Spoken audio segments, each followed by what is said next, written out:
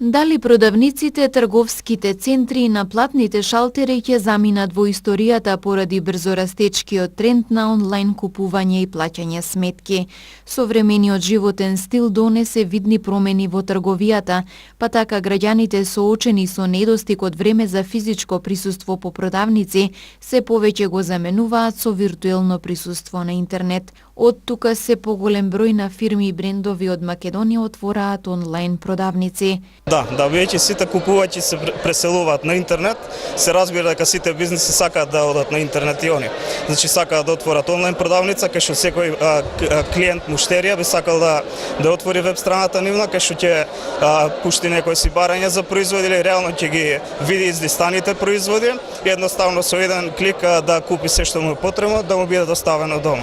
Иако динамичното темпо на живот на некој начин ја наметна потребата од изнаоѓање на начини на заштеда на време при купување, сепак според познавачите на приликите, класичниот шопинг нема во догледно време да биде заменет. Се уште постојат граѓани, например, на кои им е важно да го пробаат парчето облека пред да го купат. Не гледам дека би се заменила, туку едноставно би кажал дека сите би имале присуства на двете локации, дали физички или онлайн на интернет, но сепак би имало подобрување, така да сите можат дури од дома да нарачаат од било кое место, дали се во планина на скијање, може да нарачаат да им стигне утредента дома и така натака.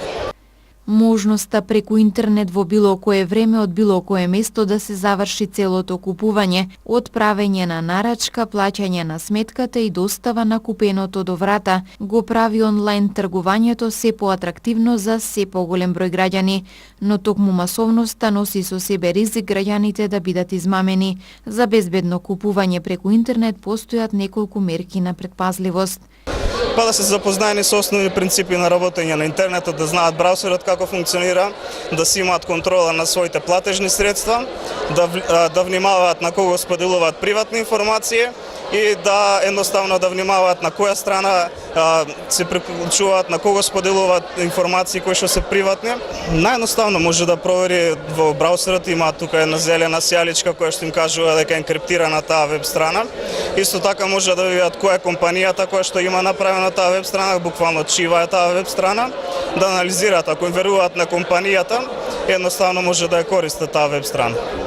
Според податоците на Државниот завод за статистика на Република Македонија, 24,8% од лицата што употребуваат интернет нарачале стоки или услуги преку интернет во последните 12 месеци, а 64,1% од нив купиле облека или спортска опрема. Онлайн купувањето е вид на електронска трговија која му дозволува на корисникот директно купување на услуги или производи користејќи интернет или веб пребарувач. Првите чекори во онлайн купувањето ги направил Мајкл Олдрич. Тој во 1979 година со поврзување на домашниот ТВ приемник со телефонска линија за пренос на информации во реално време го создал првиот телешопинг, шопинг во далечина.